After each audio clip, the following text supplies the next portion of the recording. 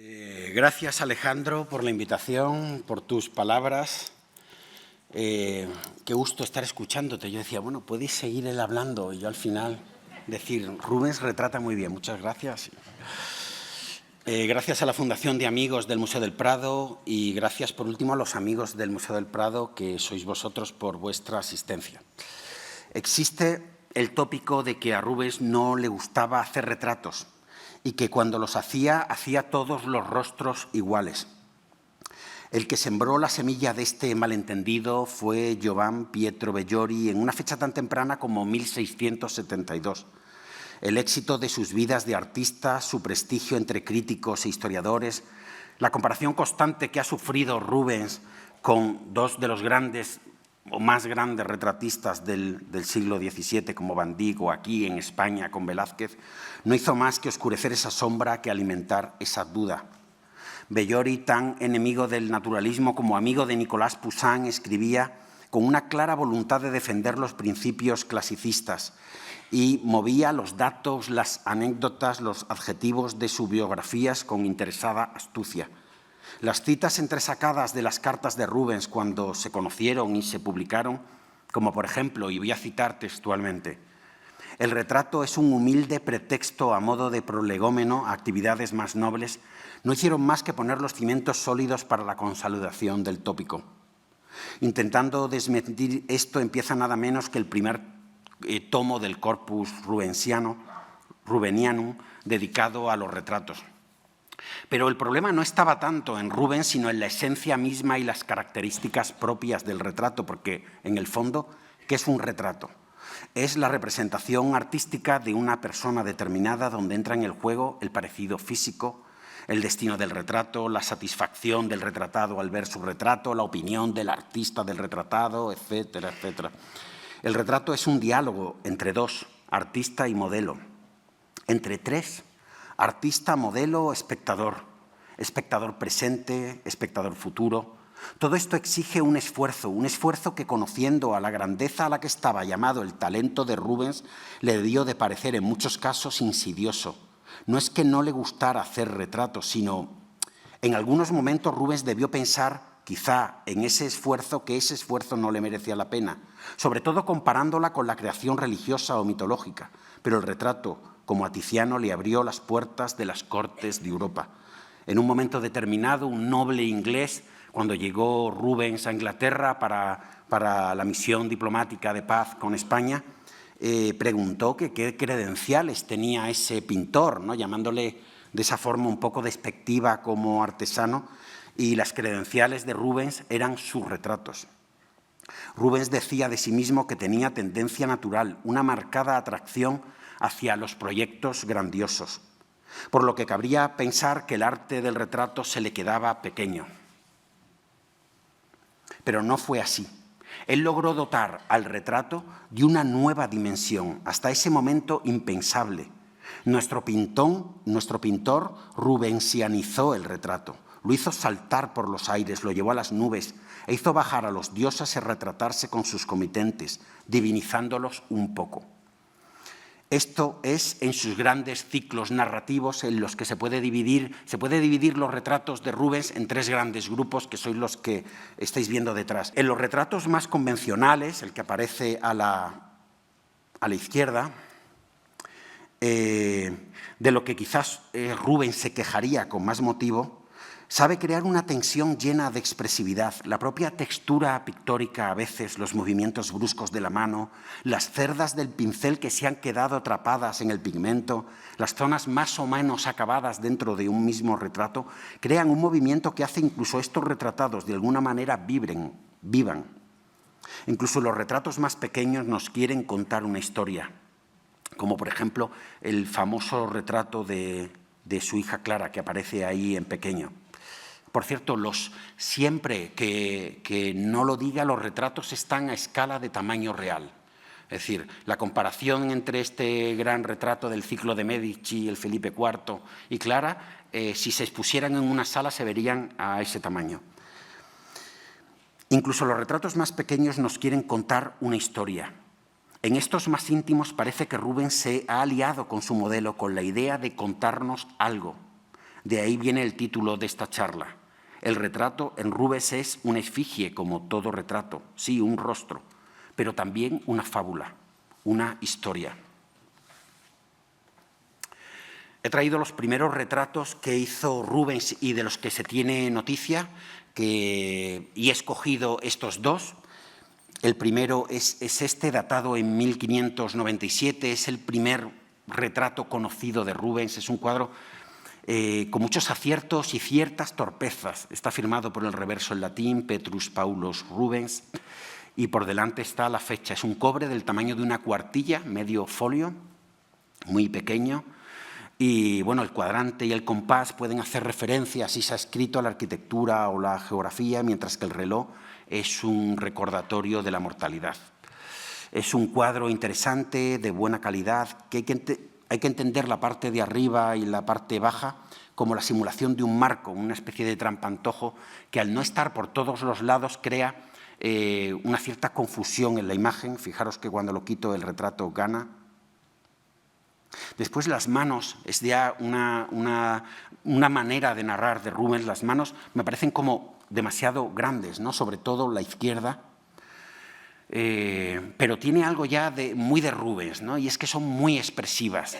Tiene algo incluso de cómic, ¿no? Son tan expresivas que un poco se deforman de la realidad. Muchas de las narraciones de Peter Bruegel, del Bosco, de Rubens, tienen mucho de cómic, y no es raro que el cómic naciera en esta zona geográfica de Europa. Tenían como en el ADN la imagen como una herramienta narrativa. Y este detalle muestra hallazgos estéticos que hablan de un talento ya singular, la materialidad del óleo jugando astutamente, ¿no?, a favor de crear el relieve del cuello de lechuguilla, el color de la imprimación que se ve en el cuello y en otros puntos del retrato,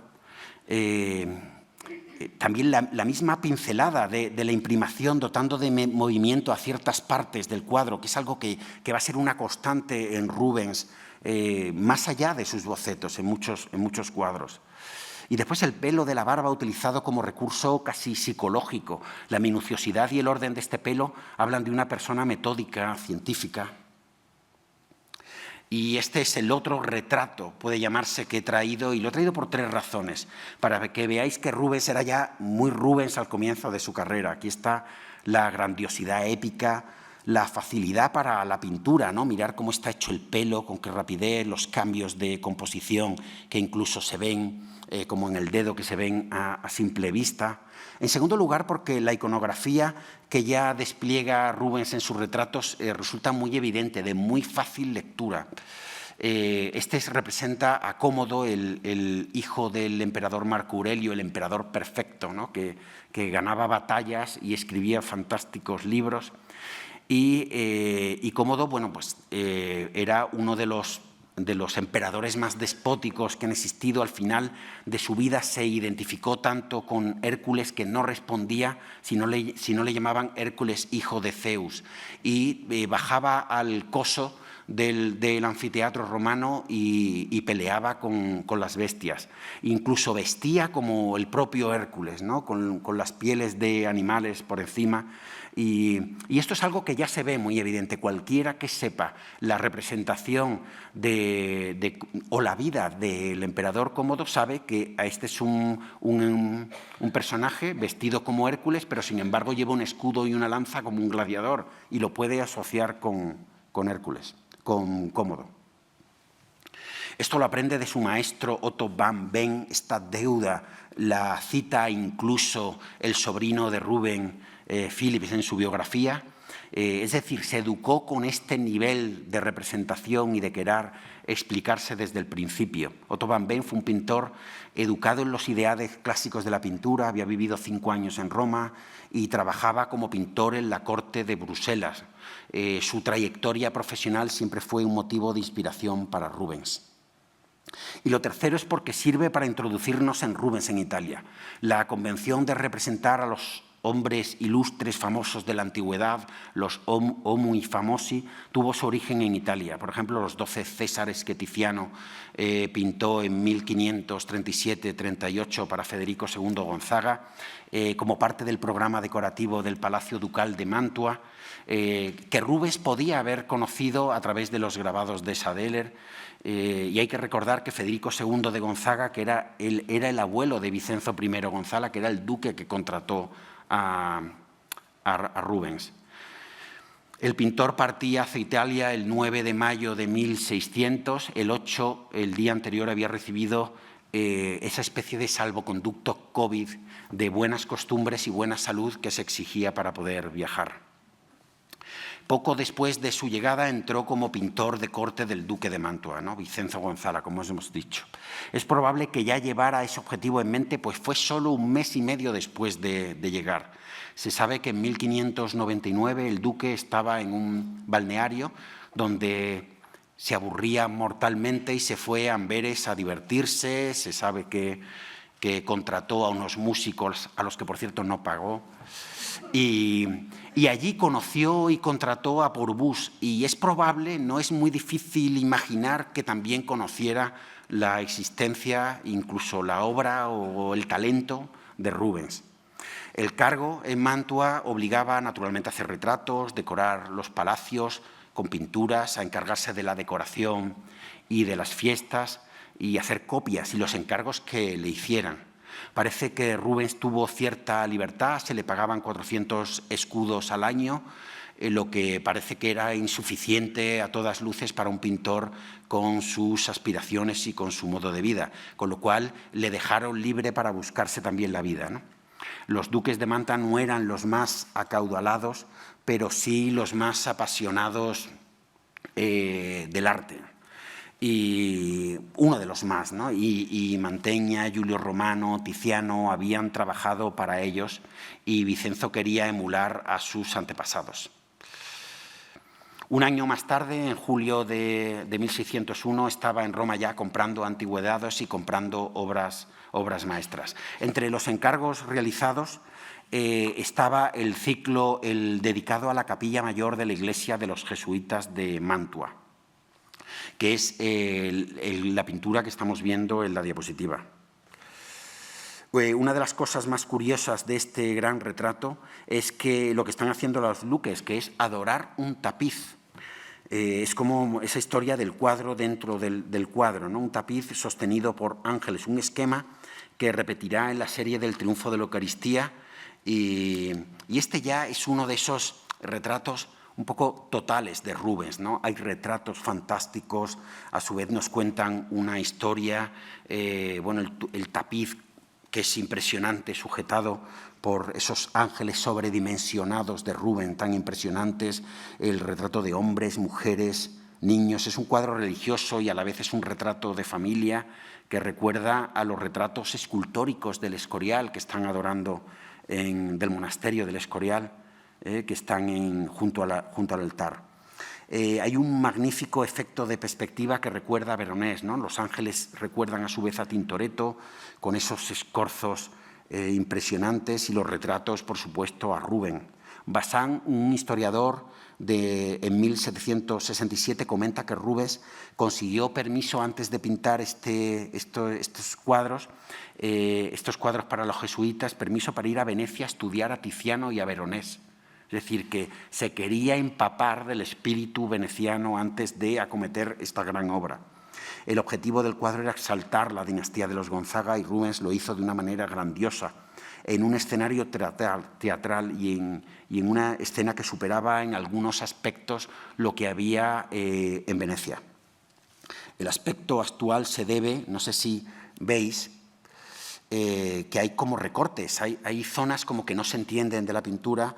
El aspecto actual se debe a que el ejército napoleónico en 1797 quitó la pintura de su lugar, y cuando fue de vuelta se arrancaron trozos de la pintura, retratos, detalles de un perro.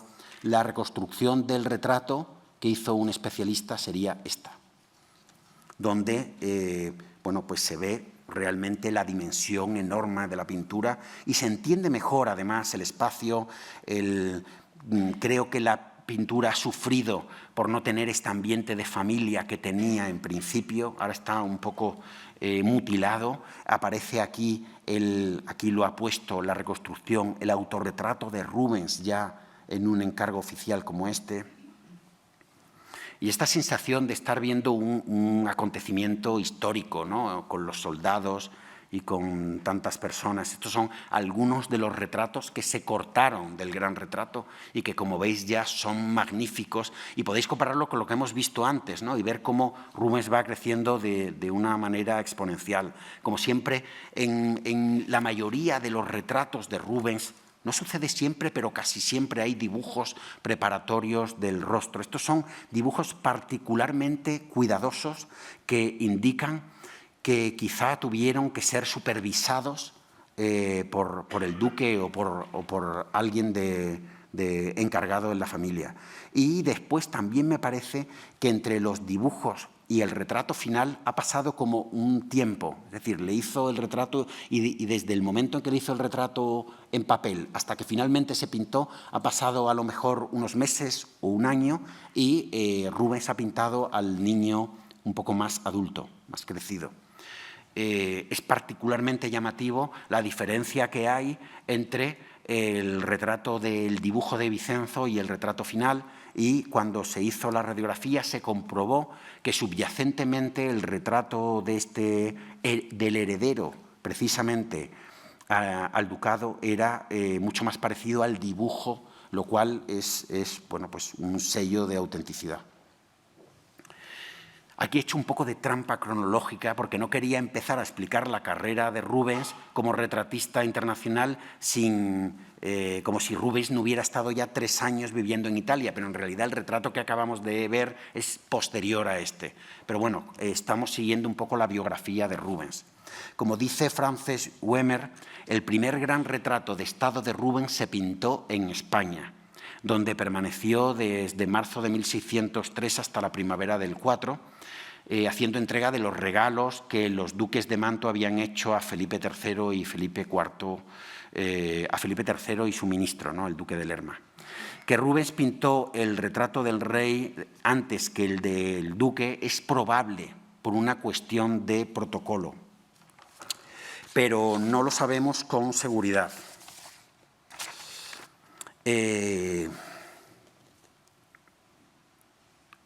Dice, en una carta el propio Rubens, dice a un tal Chiepio en Mantua, escrita desde Valladolid el 15 de septiembre de 1603. En cuanto a mi regreso, no puedo hacer nada sin el juicio, el permiso del señor Iberti, porque su prudencia hasta ahora ha dispuesto de mí y de mi trabajo para satisfacer el gusto y exigencia del duque de Lerma y el honor de su Alteza, con la esperanza de demostrar a España, mediante un gran retrato ecuestre, que el duque no está peor servido que su majestad. ¿De estas palabras se entienden que había un retrato anterior del rey? En realidad, no. Pero bueno, ahí está la duda. Yo pienso que no hizo el retrato, porque un retrato de Rubens, ya con el talento que demostró para el del duque de Lerma, hubiera sido famoso desde el primer momento, con lo cual es improbable. Cuando habla de mejor servido, quiere decir a los regalos que probablemente llevaban. Bueno, este es el retrato sin el marco, de los 4 tipos de retratos ecuestres, en corbeta, como aparecen los de Velázquez, a galope, como el Carlos V en Mulver, el encabritado, que son los conocidos de Bernini en Versalles. Por el que optó Rubens es por el que aparece caminando al modo del capitolino Marco Aurelio, es decir, el más clásico de todos, con esta perspectiva verdaderamente novedosa de casi mirarlo de frente, con lo cual da la sensación de que va a salir de la pintura. Una influencia de este posible cuadro es esta tabla impresionante de Il Pordenone, de un pintor manierista contemporáneo de Tiziano, competidor de Tiziano, que se había formado en Roma y que sus máximas influencias eran Rafael, un Miguel Ángel quizá, más sofisticado, un poquito más Sebastiano del Piombo, Y su pintura tiene algo turbulento, está llena de emociones, algo violentas a lo Tiziano, buscando efectos grandiosos, ilusionistas, que es comprensible que le gustaran o que le interesaran tanto a Rubens. Está en el Museo de San Rocco en Venecia ahora. Y, como siempre en los retratos, hace dibujos previos. La idea esencial, antes de entrar en materia, es pensar que están a escala de tamaño real, que primero hizo el que está más amarillo, los voy a poner ya en grande para que los veamos, ya habéis visto la escala. El de amarillo, que está en el Museo del Louvre, en París, el de en medio, que es está en Múnich, y el retrato, la pintura, que está aquí en el Prado. Lo normal sería pensar que el primero es el boceto, que el segundo es el dibujo que se le muestra al comitente para que dé su beneplácito, y que después con eso se hizo el retrato, pero han surgido muchas dudas. Es estupendo este libro de Rubens, Dibujos para el retrato ecuestre del duque de Lerma, donde dos especialistas se enfrentan, en el mejor sentido, dialogan, es mejor decir, dialogan sobre que una piensa que el retrato de París es anterior y el de Múnich una copia, incluso en algún momento lo dice, y la otra especialista que dice que el de Múnich es el original. La verdad es que parece que el dibujo de Múnich en algunos elementos copia el del Museo del Louvre, y a la vez el de Múnich parece que está copiando algunos detalles de la pintura, ¿no? Como muy específicos, como la redondez de algunas nubes. Fijaros cómo copia esta aguada, está aquí igual, es casi idéntica. Y después hay detalles de las nubes o incluso el añadido que tiene en la parte superior del cuadro, que también lo está como imitando el dibujo de Múnich. Bueno, es interesante todas estas discusiones en el proceso creativo. Esta es la radiografía del cuadro que no existía cuando no se había hecho, cuando estas personas escribieron esto. La radiografía es preciosa, por cierto, ya es amor de documentalista técnico, pero muchas veces, a nosotros algunas veces nos acusan de que miramos las tripas de la pintura, y yo suelo decir en la defensa de todo esto que los grandes pintores se engrandecen cuando se descubre el interior de sus obras, y el problema son los pintores menores o mediocres que se hunden más todavía. Pero bueno, esta radiografía es de una belleza como para exponerla en las salas, casi. Bueno, la radiografía la he traído por bonita, pero también porque existen algunos cambios de composición leves, ¿no? Aquí bueno, es impresionante ver cómo gotean, ¿no? Es decir, hay pigmentos con tal cantidad de aceite que chorrea un poco la pintura. Esto está hablando de una pintura hecha de una forma muy rápida. Y a su vez hay cambios y cosas añadidas en la vegetación del fondo, y a su vez hay pequeñas rectificaciones que no se observan en los dibujos. No sé si lo veis, yo ahora aquí lo veo pequeño, vosotros a lo mejor lo veis como deberíais verlo, que es en grande, pero aquí parece que la oreja ha cambiado de tamaño, o incluso las patas podrían tener también, da la sensación de que tienen algunas correcciones de posición. Y esto, bueno, habría que tenerlo en cuenta. Cuando hay un tema interesante, yo suelo decir, aquí hay un artículo que escribir. Pues aquí hay un artículo porque verdaderamente hay un nudo que todavía no se ha deshecho, que sería interesante. ¿Por qué no tienen cara estos dibujos? En realidad porque no había tenido probablemente la posibilidad de retratar al duque. Se sabe que se envía a Valladolid, a la Ventosilla, a Rubens en un determinado momento, con lo cual podríamos pensar, va a retratar al duque. Pero tenemos otro documento, por otro lado, que sabemos que Felipe III sale de la Ventosilla y de Valladolid unos días antes, y el duque de Lerma siempre iba con Felipe III. Con lo cual, ¿para qué fue Rubens a la Ventosilla? Sara Roch, que es una de las que escribe aquí, lo dice taxativamente. Rubens fue a la Ventosilla para ver, en realidad se podría poner para copiar, el retrato del duque, no al duque en persona. Y esto tiene relación también con la dificultad que había de acceder al duque, que precisamente en una carta de Rubens lo dice con mucha gracia, y voy a leer. El rey cuenta en una carta de 1626 Rubens. El rey, durante una audiencia a un caballero italiano, le remitió al duque de Lerma, con quien era sumamente difícil conseguir audiencia, y le contestó: de haber podido conseguir una audiencia con el duque, respondió el caballero, no hubiese venido a su majestad. Yo creo que esto es causa de pena de muerte casi, ¿no? Porque es una... el caso es que el cuadro que estaba en aquel lugar es este que aparece en la foto, que ahora está en la colección Medinaceli de Toledo. Yo pensé que podía ser un calco, es decir, que Rubens fue allí a calcar el retrato para que fuera idéntico, pero al superponerlos a tamaño real no coinciden. El duque de Lerma del retrato ecuestre es mucho más grande. Aquí también hay como un gigantismo heroico de Rubens al retratar. Rubens vuelve a Génova y a Mantua y hace estos retratos.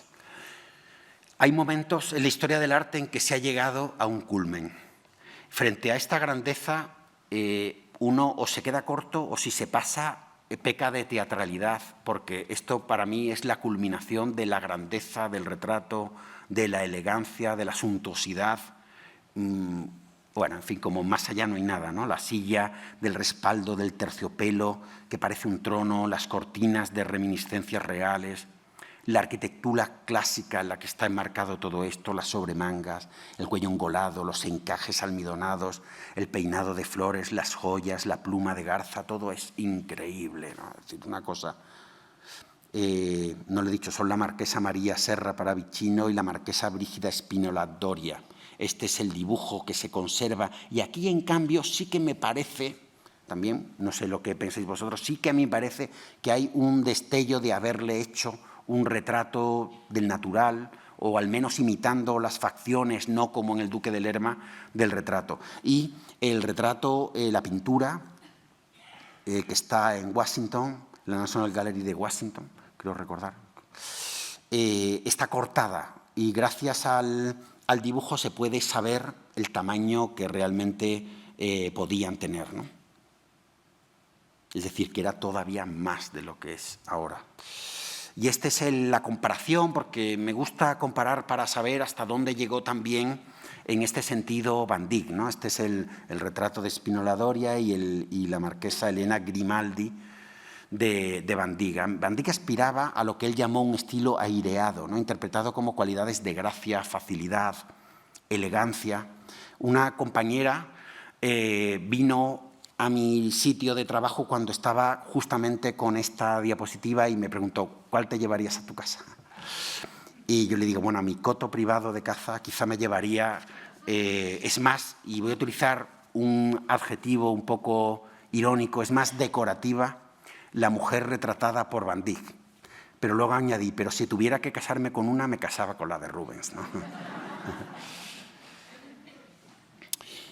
Bueno, y bajo esta broma se esconde algo muy particular de Rubens, muy genuino, y es su carnosidad. Hay una presencia como mucho más real en los retratos de Rubens que en la de otros muchos pintores, ¿no? Y después esa materialidad, ¿no? que más que pintarse parece que hay algunos retratos que se amasan, ¿no? Se puede ver el dibujo subyacente del cuadro, se puede ver muchas texturas. Fijaros toda la información que hay en este breve trozo, ¿no? de la cabeza, en que se intuye perfectamente que ha entendido toda la fisonomía interna del cráneo, y después también estos ojos, ¿no? que como que no están bien ordenados, pero eso todo juega a favor de la expresividad. Y luego fijaros la pincelada, incluso se ven los pelos del pincel, pero también se ven las huellas dactilares, como que se ha apoyado en la pintura un fresca para pintar los detalles de la cara y quedan las huellas, y todo eso es muy, muy Rubens, ¿no? Rubens llega a Bruselas, vuelve, su madre enferma, él se va con mucha rapidez, ya cuando llega su madre ha muerto, Llega a finales de 1608 y el primer retrato que le hizo a los archiduques no se conservan, pero se sabe que quedaron muy satisfechos. Estos son los cuadros que probablemente pertenecieron a Rodrigo Calderón. Los archiduques le ofrecen ser pintor de corte, le dan una cantidad elevada, muy elevada de dinero, los 500 ponden, el doble de lo que cobraba el arquitecto de palacio. Le permitieron no vivir en Bruselas, tener los discípulos que quisiera y que éstes no pagaran en el gremio de San Lucas. Quizá por eso no se sabe todos los nombres de los discípulos que tenía, y por supuesto tener encargos privados, ¿no? Los archiduques sabían de la importancia del arte. Aquí aparecen además retratados en el Palacio de Tervuren, que era el pabellón de caza, y el Palacio de Maribón, ¿no? La idea de los nuevos, esta idea, ¿no?, de que los nuevos gobernantes son parte histórico del paisaje de su tierra. En la conferencia de Natalia Muñoz Rojas comentó por qué surge el paisaje y dio tres respuestas: la guerra del agua, la urbanización, es decir, el crecimiento, y después el paisaje como conflicto histórico, como territorio por el que luchar. Y en ese sentido es donde se entienden estos retratos cortesanos, que frente a lo que hemos visto en Mantua y Génova nos parecen evidentemente aburridos, pero que cumplían una función que iba más allá del elogio de la persona retratada. Aquí los he superpuesto dándole la vuelta para que veáis que son casi un equipo, ¿no?, jugando. Son casi unos retratos que hacen un juego de espejo y se pueden superponer. Y después ya este retrato, que también es importante, uno de los retratos en que aparece autorretratado Rubens, como importancia, digamos, de Rubens como filósofo. Es más, la pintura se ha llamado Los Cuatro Filósofos, y está dentro de la corriente de los neoestoicos, que, como explicó Palma Martínez Burgos, era un movimiento filosófico pero también religioso. La base definitiva propugnaba que la voluntad de Dios debe mantenerse siempre por encima de las pasiones humanas. Bueno, aquí aparece retratado Justus Lipsius, que era el maestro y principal, Johannes Goberius, que era antiguo alumno y amigo y albacea también cuando murió Lipsius. Es más, el perro que aparece aquí es el perro de Lipsius que él cuidó una vez que había muerto y que se llamaba Mopso. Es decir, aquí podríamos hablar de que hay 5 personas retratadas. Después los tulipanes, que significan un poco la vida, es lo que siempre se cuenta de esta pintura. Hay 2 tulipanes cerrados por las 2 personas que habían muerto, que era el hermano de Rubens, Philipp Rubens, y Lipsius, y 2 abiertos, las otras 2 personas que estaban vivas.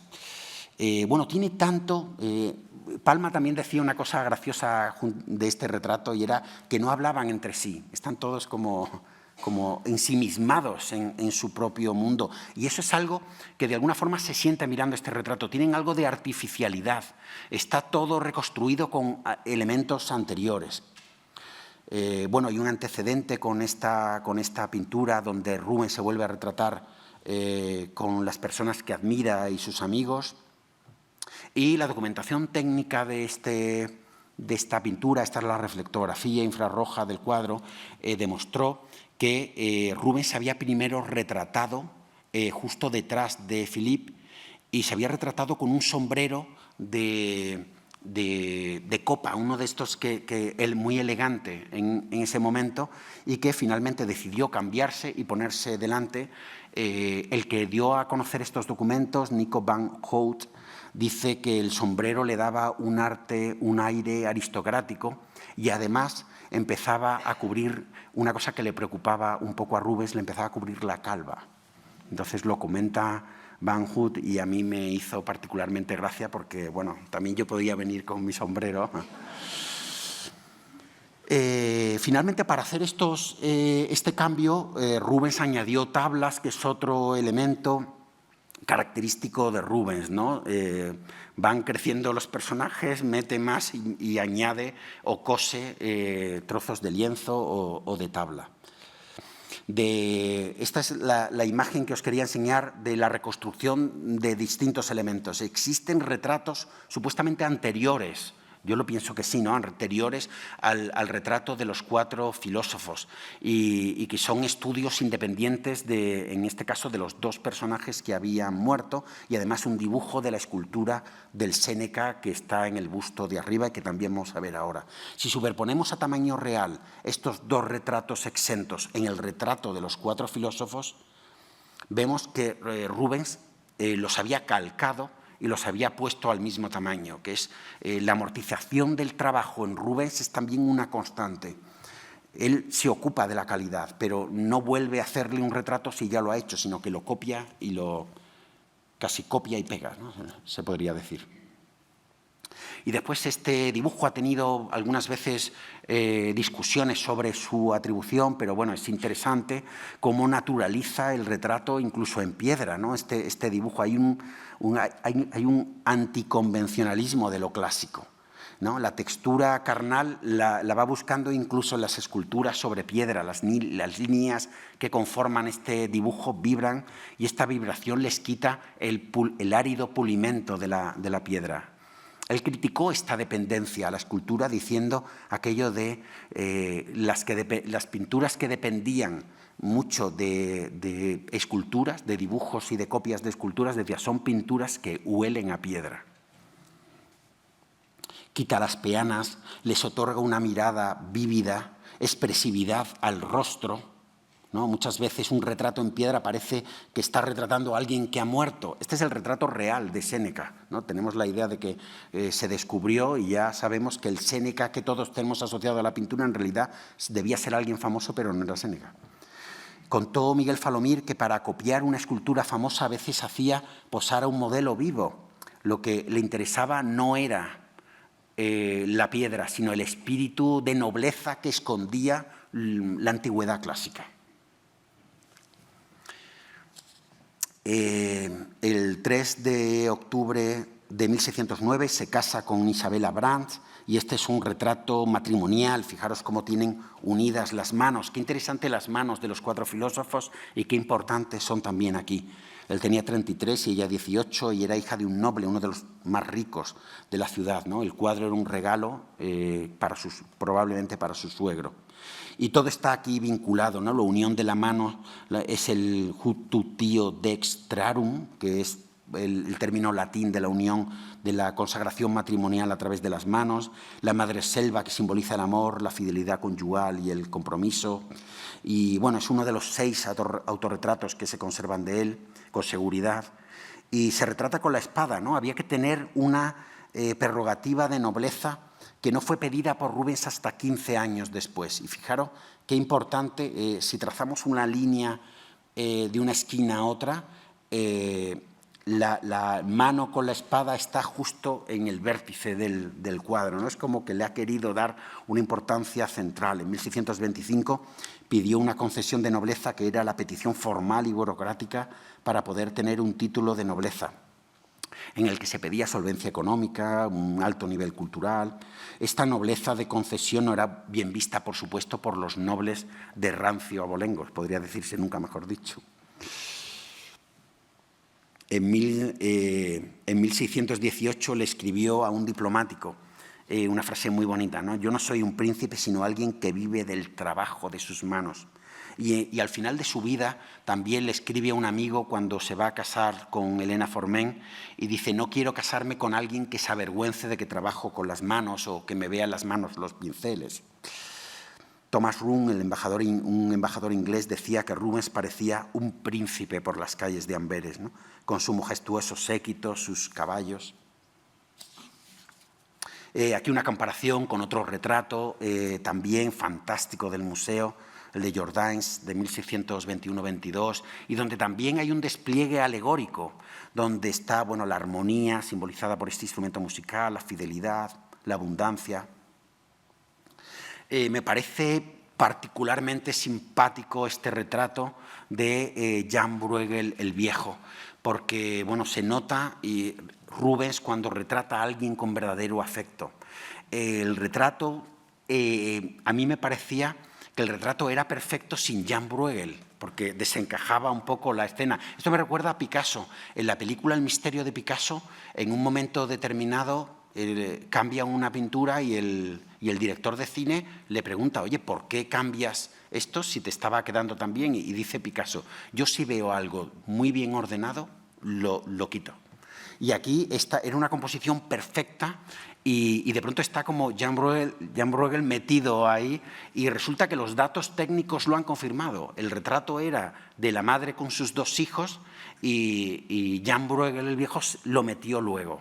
Pero es fantástico porque esa sensación un poco cinematográfica de que se ha metido en la escena todavía de alguna manera continúa.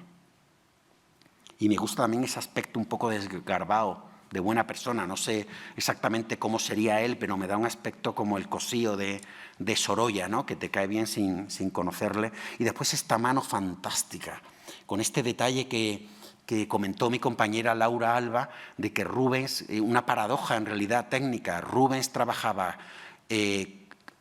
jugaba con las imprimaciones luminosas del fondo precisamente en las sombras. Debería de ser en la luz, pero juega en las sombras y crea unas texturas de una calidad fantástica. Que también, ahora estoy pensando que aún dicen que el pescado es caro de Sorolla, el personaje que está curando al joven hace exactamente igual. Además, me parece que Sorolla y Rubens tienen muchas coincidencias, esas personas superdotadas de talento pictórico. Los grandes ciclos destinados al Palacio de Luxemburgo en París es donde el retrato alegórico alcanza su clímax. Es otro momento cumbre de la historia del arte, ¿no? Es una cosa, lo hemos visto, en el fondo estamos repasando los 3 tipos de retratos de Rubens, estamos viendo cómo llega en cada uno al culmen. Para mí llegó en el retrato de su hija, el retrato de intimidad y de una expresividad desbordante, llegó en los retratos más convencionales como los pintados en Mantua y llegó también en los ciclos alegóricos como este del ciclo sobre la vida de María de Medici. Ni antes ni después se ha representado un ciclo con esta ambición, con este nivel de complejidad y calidad artística. Además, aunque esto sea anecdótico, nunca una mujer había protagonizado nunca un ciclo, ¿no?, como este. Lo representa en 3 momentos: juventud, como reina y la regencia. Estoy de acuerdo, ¿no?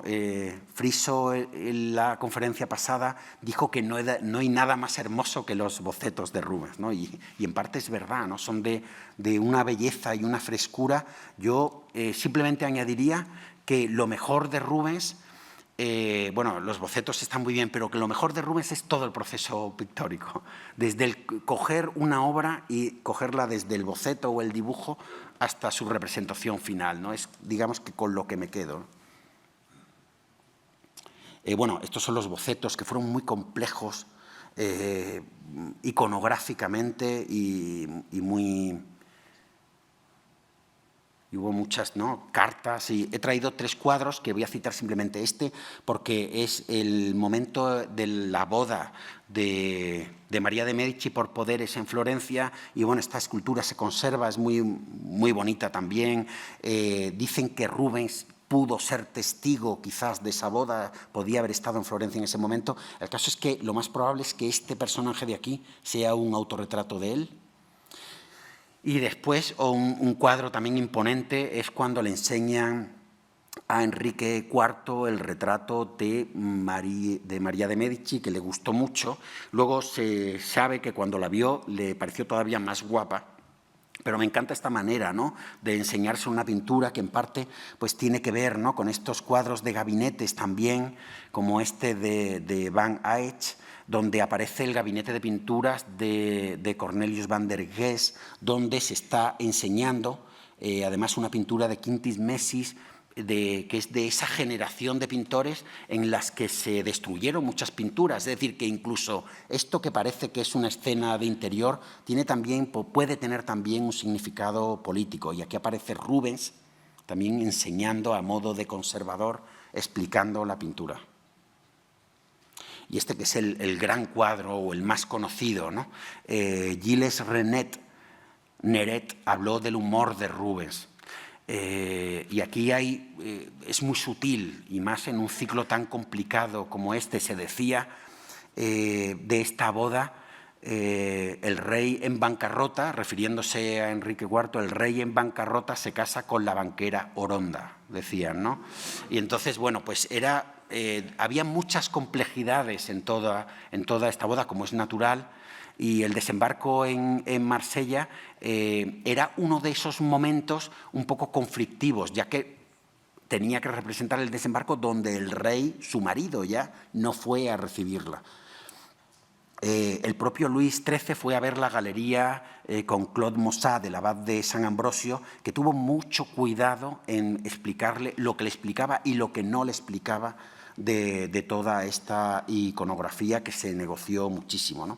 Y aquí aparece, ¿no? Francia se está arrodillando, es decir, todos estos temas se cuidaron al milímetro. Y después todas estas dereidas que, según un poema de Marino, llevaron el barco hasta Marsella y que de alguna forma casi son las protagonistas de esta pintura, con estos fantásticos desnudos que son lo más rubensiano que nos podamos imaginar, con las gotas todavía cayendo.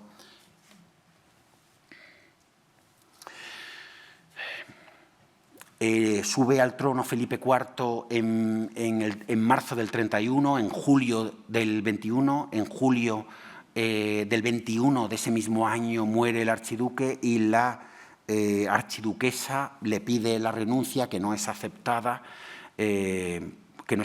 por el rey de España. Bueno, cuando muere su marido, ella se rapa la cabeza, viste el hábito de las clarisas, las terciarias de San Francisco, se conserva el hábito, uno de los hábitos que ella tenía.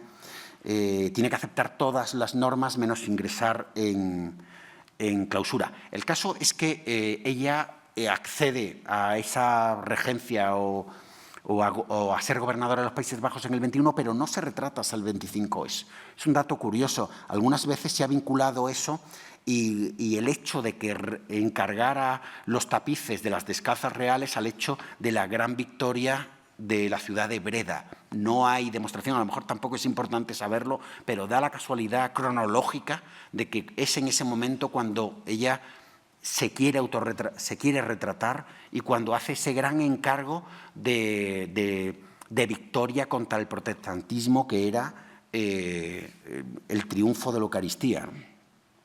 Aquí aparece retratada como Santa Clara, llevando la custodia en uno de estos bocetos fantásticos, donde se ve, bueno, realmente son de una calidad extraordinaria, se ve el dibujo, se notan los cambios, fantástico mirarlos con detalle, y donde también es un ciclo donde hay retratos de estos personajes. Aquí está la verdad triunfando sobre la mentira, ¿ves? El león sobre el zorro, pisando. Aquí aparece Calvino, Lutero. La carta de Felipe IV a la infanta protestando por la venida de Rubens a España es de junio del 27. En realidad era una negociación encubierta entre dos países que no se podían hacer, digamos, oficiales, y entonces ambas partes encargan a dos artistas, a Baltasar Gerbier, que era un hombre de confianza del duque de Buckingham, y a Rubens, por parte de la archiduquesa, encargan las negociaciones. Y ya sabéis, ¿no?, que Felipe IV, en primer lugar, protesta y, bueno, la archiduquesa tiene la astucia de decir que, bueno, no te preocupes, tú quieres leer los papeles de la negociación, fenomenal, te los va a llevar Rubens, con lo cual ya Rubens de alguna forma llegó y ya sabéis que triunfó en España. Todo esto culmina el 17 de abril del 29, cuando Felipe IV nombra a Rubens secretario del Consejo Privado de Flandes. El emperador, ¿no?, el emperador Carlos V hizo a Tiziano caballero de la Orden de Santiago y, por tanto, parece necesario por parte de su majestad honrar al caballero con el título de caballero que solicita. Bueno, de los 7 retratos que se conservan de Felipe IV, este es uno de los más prestigiosos con respecto a la calidad. Y, bueno, son cuadros ricos, suntuosos, con ese rojo que remite a los retratos de Carlos V. Maricruz de Carlos habló de este diamante, ¿no? Diamante cuadrado que le llamaban el estanque o la perla peregrina, que es más famosa aún, que hay debajo. Este es un calendario, simplemente porque es una idea muy impresionante sobre el trabajo de Rubens. Este es un calendario de 1628, ya por internet se puede consultar, un calendario de la fecha que se quiera en realidad. Porque en todo el tiempo, en los 9 meses que estuvo Rubens, he estado un poco calculando si pintó unos 30, 40 cuadros, unos 35 cuadros, podemos decir. Quiere decir que casi pintó un cuadro a la semana, que es, bueno, muy impresionante, ¿no? Y hay que pensar que, bueno, que los domingos probablemente no trabajaban, que se pondría enfermo, que fue al Escorial, que ya en 1628 le escribió a un amigo: he estado muy enfermo con gota y fiebre. En verdad solo he podido con mucha dificultad hacer un intento de dibujo entre lamentos y quejidos, es decir, que luego viene la vida. Pero bueno, habla de la productividad de Rubens.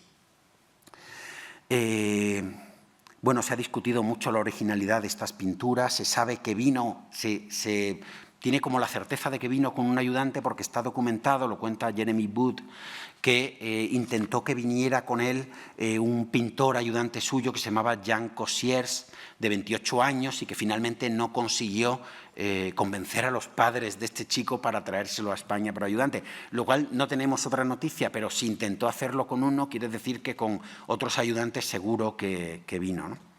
El Rubens le escribe a Pegés, le escribe que son retratos del vivo, del que hice las cabezas. Es un dato que a mí me ha parecido, pensando en Velázquez, particularmente interesante desde el punto de vista creativo, porque lo normal en Rubens es hacer dibujos anteriores a las pinturas definitivas. Esta es una de las cabezas a tamaño real, esta es la cabeza ampliada para que veáis el alto nivel de calidad de esta cabeza, y la persona que hacía las cabezas antes que los retratos es Velázquez. Es como que Rubens... Esto es una hipótesis, ¿no? Como que Rubens se adecuó a la manera de retratar a los reyes que entonces habría en España. Bueno, y estas son unas cabezas de Rubens y esta es la comparación. La verdad es que hay veces que es muy impresionante bueno, tener a la misma persona en la misma fecha retratada por dos grandes retratistas, ¿no? Porque nos podíamos pasar, no sé, 10 minutos mirando y sacando conclusiones sobre estos retratos. La viveza del retrato. A mí me ha asombrado, al compararlos así, la artificialidad del retrato de Velázquez, ¿no? Que parece una cosa que me remite incluso a ese retrato también tan extraño y tan minimalista en muchos aspectos de Góngora, que está en Boston, o bueno, estos mismos, ¿no?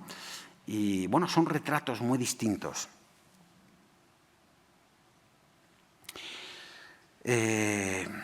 ¿Influyó Rubens en Velázquez? Es una duda importante, ¿no? Justi, voy a leer un pequeño texto de Justi. Lo importante es que la dirección que tomó Velázquez a partir de este momento y que habría de proporcionarle su éxito le apartó bastante de Rubens. La libertad de la factura y la claridad del ambiente parece que tengan un cierto parentesco, pero quien quiera procurarse el espectáculo de un fuerte contraste entre coloristas tiene que verlos juntos en la cúspide de sus trayectorias. Eran naturalezas muy diferentes en cuanto al talento, sentimiento y moral, y quizá por eso se cayeron bien, como asegura Pacheco, y se hicieron amigos. Lo admiró sin envidia, pero no es necesario querer hacer todo aquello que se admira. En este tiempo de entreencuentro, bueno, ahora sigue un poco, está hablando de que Velázquez miraría las pinturas de Rubens, las habrá examinado como haría un historiador con un romano de verdad. Quizás le diría cortésmente que él no podía hacer algo así, pensando para sus adentros que aunque pudiera, no lo haría. Son unas palabras de un gran historiador como era Carl Justi, y que han tenido mucho peso en la crítica. Yo creo que no son justas. Yo creo, y pongo esta misma imagen, que Rubens marcó también, no solamente como la visión de Rubens como un artista al que imitar, sino también estilísticamente. Este es un retrato de 1624 que que es, bueno, de 1624, que está en el Metropolitan de Nueva York. Este es de 1628, este es el que he utilizado para la comparación, y este es de 1631. Bueno, yo veo que aquí, al igual que los dos primeros retratos son prácticamente idénticos, el retrato del 31 hay una nueva concepción del color muy diferente. Y, por último, con respecto a esto, esta comparación, que es una comparación que ya dijo en su día Jonathan Brown y que me resulta especialmente emocionante porque Felipe IV en Breda está aquí. Este es un cuadro de Van Dyck, es verdad, pero bueno, yo creo que es la influencia de este modo de entender la pintura y que se trajo el marqués de Leganés y que ya estaba en el Alcázar en 1636, con lo cual convivió con Rubens. No se puede hacer en realidad una cronología de su trabajo en España, pero es lógico pensar que primero hiciera los retratos de la familia real que le pidió la archiduquesa para hacer probable una galería de retratos de su familia española allí.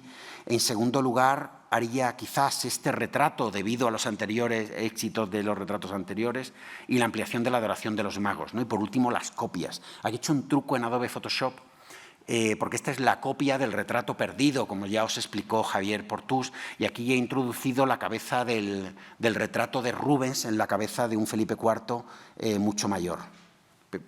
Yo creo que está hecho un poco de forma bastante cutre, pero ayuda a entender un poco el retrato que estaba colgado enfrente del Carlos V en Mulberg. Qué ironía al final, ¿no? Que fuera Rubens la persona capaz de imaginar las glorias que querían para sí mismos Felipe IV y su corte.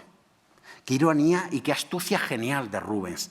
La obsesión de Felipe IV a partir de su estancia madrileña por él indica hasta qué punto Rubens acertó en lo que se quería ver y escuchar aquí, ¿no? 28 cuadros en el Alcázar y después está el poema de Lope, que no voy a leer porque es muy largo y estamos como mal de tiempo, ¿no? Y me interesa mucho explicar esto. Antes he enseñado el retrato de Rubens, ¿no? Que he traído la influencia de Rubens, ahora quiero hablar de la envidia y la humillación de Velázquez.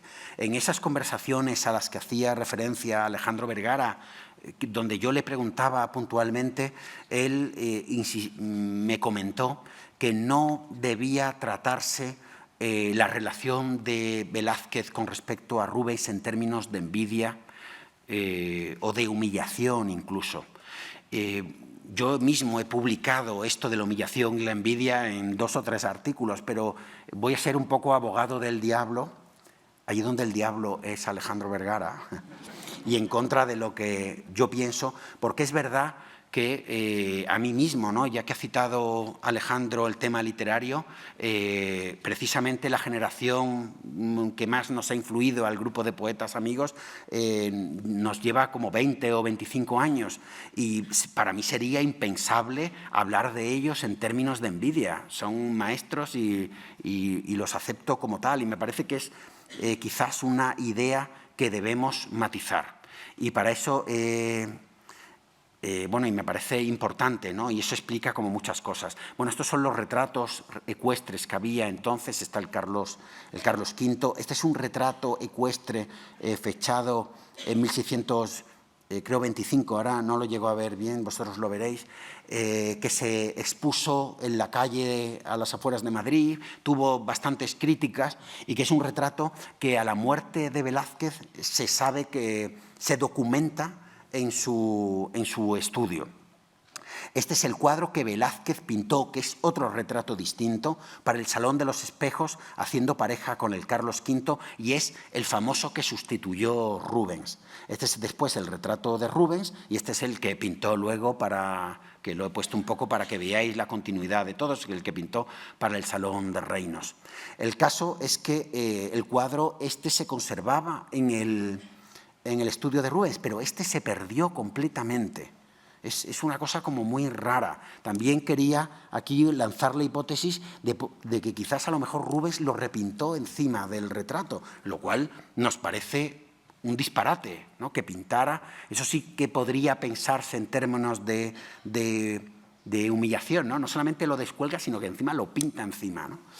Pero tenemos un ejemplo impresionante de que Rubens repintó un retrato muy probablemente de Velázquez, que es este, que ya os lo voy a decir muy brevemente porque ya os lo explicó Laura Alba. Ya veis que debajo del retrato, en la radiografía, aparece lo que supuestamente es un modelo o un retrato de cara del infante Don Carlos, y la clave está aquí, tal como se publicó ya en el Boletín del Prado, en la muestra estratigráfica. Esta era la manera de preparar de Velázquez, que cuando llega Rubens las cambia por imprimaciones claras. Pero hay una serie de cuadros, unos pocos cuadros que tienen de Velázquez, que tienen imprimación roja y reimprimación blanca por encima. Es como que Velázquez no quería ni siquiera aprovechar los cuadros reimprimados de rojo que tenía en el estudio, sino que les da una capa por encima, y este cuadro lo tiene.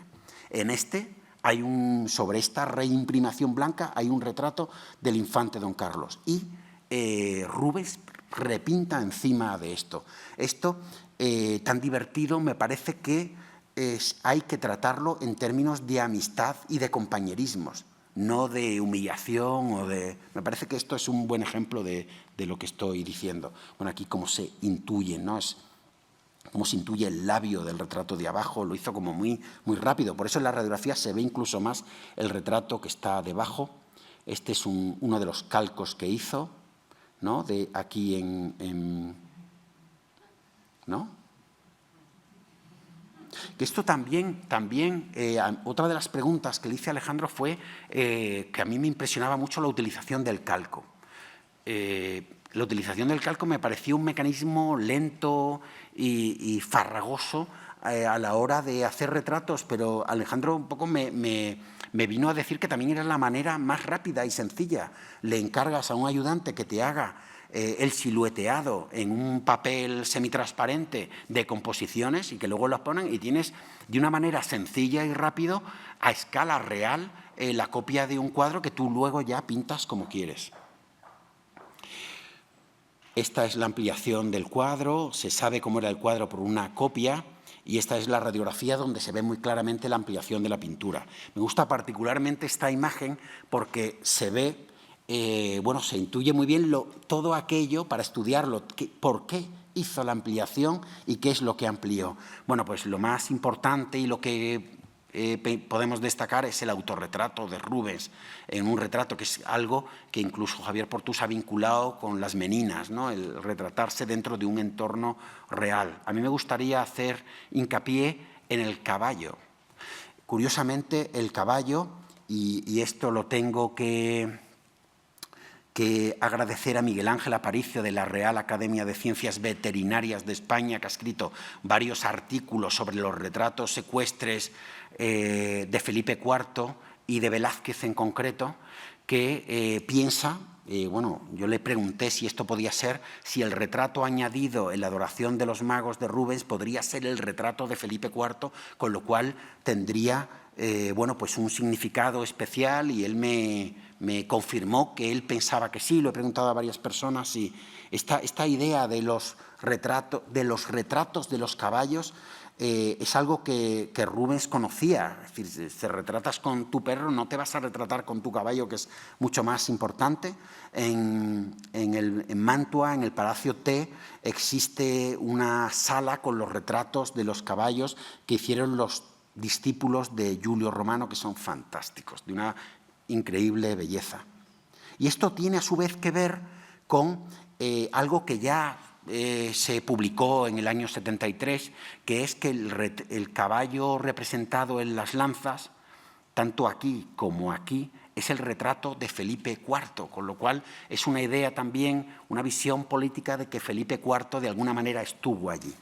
El otro día, en la conferencia sobre los tapices, se comentó una cosa curiosa. Los tapices empezaron a llegar a Madrid en 1628. 1628 es un año mágico, ¿no? Está Rubens, está Spínola, se publica la rendición de Breda, de Calderón, que ya se había presentado antes. Confluyen muchas cosas para para hacer de Madrid y de la corte un lugar impresionante. Bueno, el caso es que me resultó curioso que uno de los cambios que hizo Rubens con respecto a los tapices es que amplió y cambió algunas cosas de este tapiz diseñado y cambió a este, seguramente por el lugar de exposición, pero también cambió el caballo. Y el caballo también me vuelve a recordar, esto es a tamaño real, también me vuelve a recordar al retrato del caballo en la adoración, que aquí he comparado con el tapiz a tamaño real.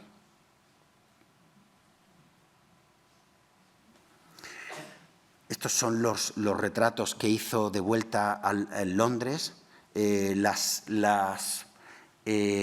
negociaciones la hizo Herbier y Rubens y se hospedó en la casa de Herbier cuando estuvo en Londres y le hizo este estupendo retrato del que existe una copia, que ya veis otra vez que vuelve a utilizar un calco, que ya no es atribuida a Rubens totalmente y que seguramente sea del propio Herbier, ¿no? Y fijaros qué calidad y qué maravilla de retratos, ¿no? Lo curioso es que en el cuadro político o alegórico más importante que hizo en Londres en ese momento, incluyó partes de estos personajes y con respecto a la niña la incluyó incluso a tamaño real.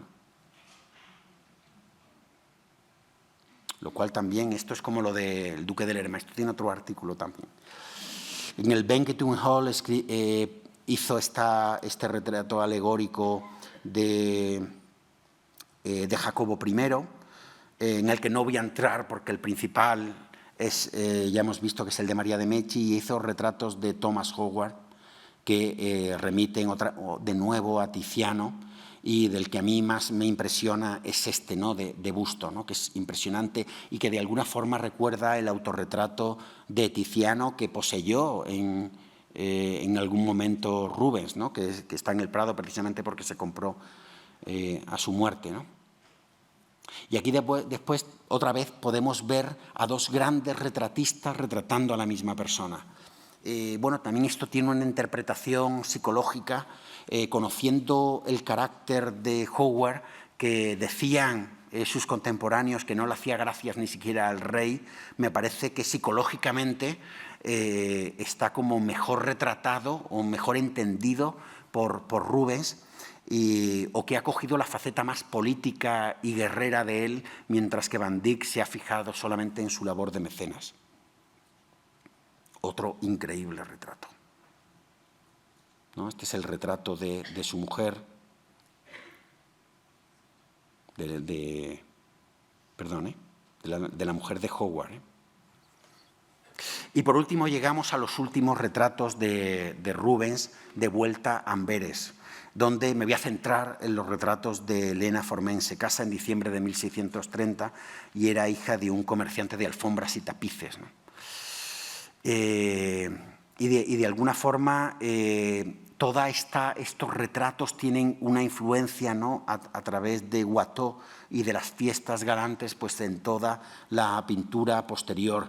Son unos retratos más familiares, también con vinculación mitológica, como por ejemplo este de las Tres Gracias, ¿no? Iba a coger además las Tres Gracias para terminar, pero tiene más de mitológico que de retrato, aunque sí parece que este personaje, ¿no?, pues sea Elena Forment, ¿no? Desde luego tiene mucho parecido, ¿no? Y este es uno de los retratos más famosos de ella e incluso más famosos de Rubens, ¿no? El poeta Gebhard dijo que Elena de Amberes superaba con mucho en belleza a Elena de Troya, y el cardenal Infante dijo: sin duda es la mujer más bella que se puede ver por aquí. Me encanta esto del cardenal opinando sobre... Es un retrato fantástico, ¿no?, muy barroco. Fijaros en todos los contrastes, ¿no?, uno detrás de otro, ¿no? Es un desnudo, pero uno siente el vestido, ¿no?, o se siente abrigado por esas pieles. Es un desnudo, pero intenta taparse. Se intenta tapar, pero al taparse parece que nos está mostrando más el desnudo de una forma picarona. Frente a la rotundidad voluptuosa de su cuerpo está la verticalidad del formato. Parece que el modelo fue este cuadro, o que se pudo inspirar, ¿no?, de Francesco Maria della Rovere, el duque de Urbino, de Tiziano. En la radiografía del cuadro hay un detalle muy interesante que explica la dificultad que se tiene hoy para entender plenamente a Rubens. Se había pintado una fuente mitológica a su lado y esto explicaría que su mujer iba a bañarse, además, en un exterior, lo que quizás se podría asociar con una diosa. Con esa fuente, su mujer, como con las tres gracias, habría pasado al Olimpo y la intimidad que hoy nos emociona particularmente de este cuadro se habría un poco perdido. Al final, Rubens la quitó, la fuente, y ha representado a su mujer desnuda, que es bellísima y punto. A mí, que me dedico a los estudios técnicos, me gusta exactamente como es ahora, es decir, en la intimidad de una habitación, pero sabiendo que hay una fuente escondida, ¿no?, porque es como todo Rubens a la vez, ¿no? El lenguaje de Rubens es retórico porque aspira a una clase de épica exaltada. Él sintió de una manera muy intensa la alegría de la vida y esta no podía ser expresada en voz baja. No solo contemplaba la antigüedad o la historia ávido de sabiduría o de belleza, que también, sino con un lirismo tocado por la electricidad del entusiasmo. Jugando con las palabras, podría decirse que Rubens sabía que haciendo un arte emocionante era posible vivir de una manera emocionada. ¿Qué contemporáneos suyos tienen esa alegría, esa expresividad en las representaciones del dolor, del juego del amor y de la guerra, de las pasiones humanas? ¿Cuántos pintores han tenido el talento y la fuerza expresiva de cargar con todo eso sobre sus hombros? En su estudio Tintoretto tenía escrito eso del dibujo de Miguel Ángel y el color de Tiziano, ¿no? El primero que lo dijo fue Paolo Pino, como una meta a conseguir. Quizá Veronés también aspiró a eso, pero fue Rubens el que más se acercó a este tipo de grandeza en la pintura, y desde la pintura en su propia vida, en la aristocracia, entre sus contemporáneos, en la sociedad de su tiempo y en la política de su siglo. La vida de Rubens es la biografía de un éxito. En esta pintura ya viejo parece un señor, a mí me parece más un rey, casi un dios, ¿no? Elegante y cansado, decían las cartas que estaba cansado, que estaba agotado, ¿no? Y es que no se puede vivir tan intensamente sin dejarse la vida en ello. Cuando Rubens retrataba a alguien estaba contando una historia, estaba representando una efigie, pero también contando una fábula. No le bastaba con mostrar como él quería, ¿no? Es un narrador, ¿no? Incluso en un cuadro sin historia como este retrato de su hija Clara Serena, ¿quién no está viendo aquí a una niña acercarse a su padre?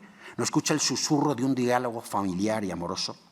Incluso la historia que no pasará a la historia puede llegar en un retrato de Rubens a ser un hecho trascendente, algo que merece la pena ser contado. Rilke escribió aquello de estar vivo es grandioso. A lo largo de la historia hay algunos artistas, pocos, Fray Angélico, Miguel Ángel, Chardin, en esos bodegones tan emocionantes, Picasso, que nos han hecho sentir eso, participar de su grandeza, hacer que la vida parezca una aventura épica. Y Rubens es sin duda uno de ellos. Muchas gracias.